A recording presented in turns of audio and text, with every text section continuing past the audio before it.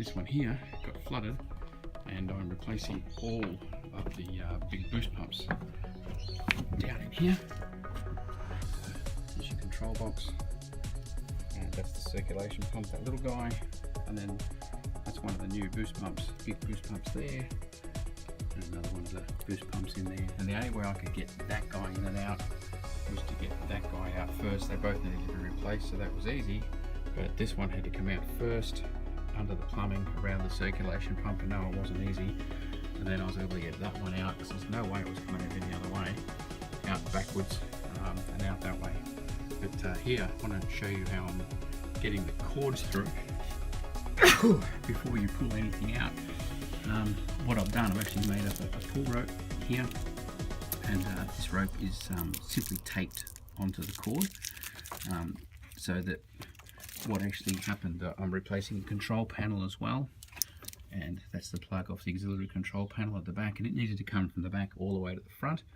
So I actually used one of the cables that I'm going to be using to pull the rope through, and also that cable through, so it's now here at the control panel where it needs to be.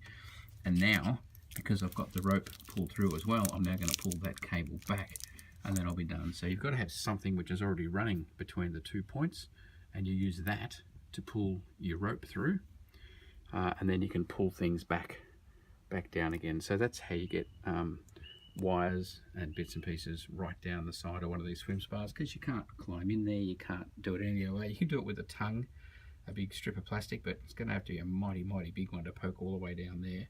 So it really is best if you've got one wire that you can get off to pull through, pull a rope through, and then you can pull everything back.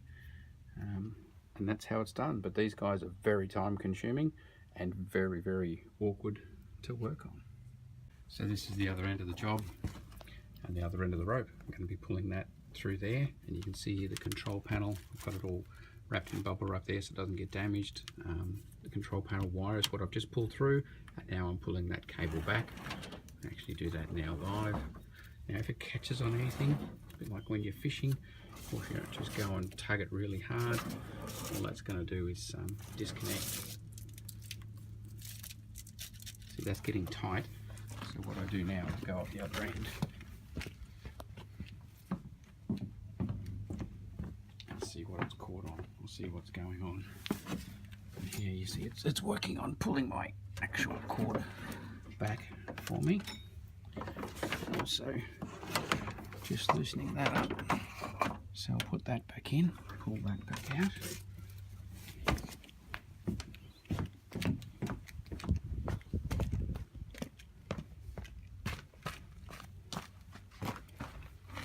And then change the angle a little bit. Here it is. That's the bit that I'm after. And now I've got the cable here. It's now back, ready to be attached. I'll give you, this is where the last boost pump is that I'm putting in. You can see the corrosion. That's aluminium that's corroded, that's left from underneath it. And there's the 3 pumps that have come out. And you can see the level of corrosion. Have a look at the top of that one. It's pretty dynamic. So they're all going in the bin. And the customer may keep the pumps. The wet ends are all fine, the impellers and pumps and so forth, but the motors, you can see just the level of corrosion that's on them all. They are